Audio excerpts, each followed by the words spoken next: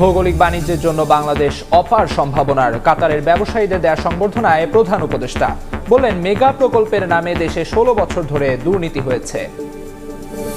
ভৌগোলিকভাবে বাণিজ্যের জন্য বাংলাদেশ অপার সম্ভাবনার মন্তব্য করে বিশ্বকে বাংলাদেশে বিনিয়োগের আহ্বান জানিয়েছেন প্রধান উপদেষ্টা ডক্টর মোহাম্মদ ইউনূস। কাতারে অনুষ্ঠিত আর্টনা সম্মেলনের ফাঁকে দেশটির ব্যবসায়ীদের দেয়া সংবর্ধনায় অংশ নিয়ে এ আহ্বান জানান তিনি। ১৬ বছর ধরে চেপে বসা দুঃশাসনে মেগা প্রকল্পের নামে অর্থ লুট হয়েছে জানিয়ে প্রধান উপদেষ্টা বলেন, সেখান থেকে উত্তরণের জন্য কাজ করছে অন্তর্বর্তী সরকার। বাংলাদেশে এখন বিনিয়োগের উপযুক্ত স্থান উল্লেখ করে বিনিয়োগকারীদের সব ধরনের সহায়তার আশ্বাস দিয়েছেন তিনি।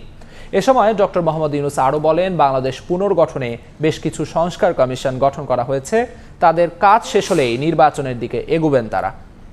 কাতারে আর্টনা সম্মেলনের প্রথম দিন ব্যস্ত সময় কাটিয়েছেন প্রধান উপদেষ্টা ডক্টর মোহাম্মদ ইউনূস। উদ্বোধনী অনুষ্ঠানে বক্তব্য দেন তিনি। এছাড়াও সাইডলাইনে কাতারের মন্ত্রী ও ঊর্ধ্বতন কর্মকর্তাদের সঙ্গে বৈঠক করেন প্রধান উপদেষ্টা। এদিন স্থানীয় সময় সন্ধ্যায় কাতারের বেসরকারি ব্যবসায়ী ফোরামের দেয়া সংবর্ধনায় অংশ নেন প্রধান উপদেষ্টা। এতে উপস্থিত ছিলেন দেশটির শীর্ষ ব্যবসায়ী প্রতিনিধিরা। এ সময় খোলামেলা পরিবেশে প্রাণবন্ত সংলাপে অংশ নেন তারা। এ সময় অনেকটা অনানুষ্ঠানিকভাবে বিভিন্ন ইস্যুতে কথা বলেন ডক্টর ইউনূস। বলেন, ১৬ বছর ধরে মেগা প্রকল্পের নামে বাংলাদেশে দুর্নীতি হয়েছে। অন্তর্বর্তী সরকার দায়িত্ব নেওয়ার পর বাংলাদেশে ব্যবসার পরিবেশ ফিরেছে। মন্তব্য করে ডক্টর ইউনূস কাতারের ব্যবসায়ীদের বিনিয়োগের আহ্বান জানান। বলেন, বাংলাদেশে স্বল্প মূল্যে দক্ষ শ্রমিক মিলবে, এতে সহজেই ব্যবসায় লাভবান হওয়া যাবে।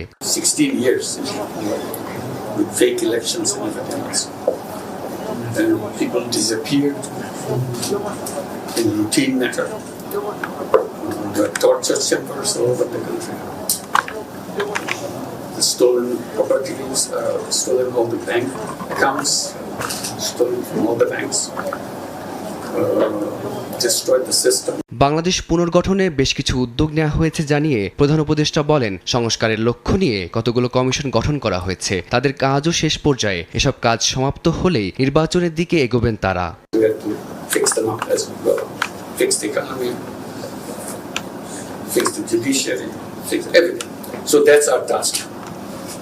And we have created lots of what we call reform commissions on each subject so that they can recommend what they do, fix those each institutions and policies and so on. Now we're in the phase where we have to implement those recommendations coming from the commissions. And at the end of this process, we hold the election. এ সময় বাংলাদেশের ভৌগোলিক গুরুত্বের কথা তুলে ধরেন প্রধান উপদেষ্টা। বলেন, বঙ্গোপসাগরে নেপাল, ভুটানের প্রবেশাধিকার নেই। ভারতের ৭ রাজ্যেরও একই অবস্থা, কিন্তু বাংলাদেশের অবাধ নিয়ন্ত্রণ রয়েছে বঙ্গোপসাগরে। সুতরাং পুরো এই অঞ্চলকে অর্থনৈতিকভাবে একত্রিত করা গেলে দারুণ এক সম্ভাবনা তৈরি হবে। Nepal doesn't have access to water. Bhutan doesn't have access to water. 7 sisters or 7 states of India, they don't have access to water.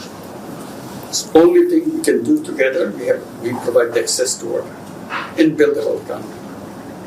And this can become a very flourishing hub of activities with young people. এর আগে প্রধান উপদেষ্টা কাতারের জ্বালানি বিষয়ক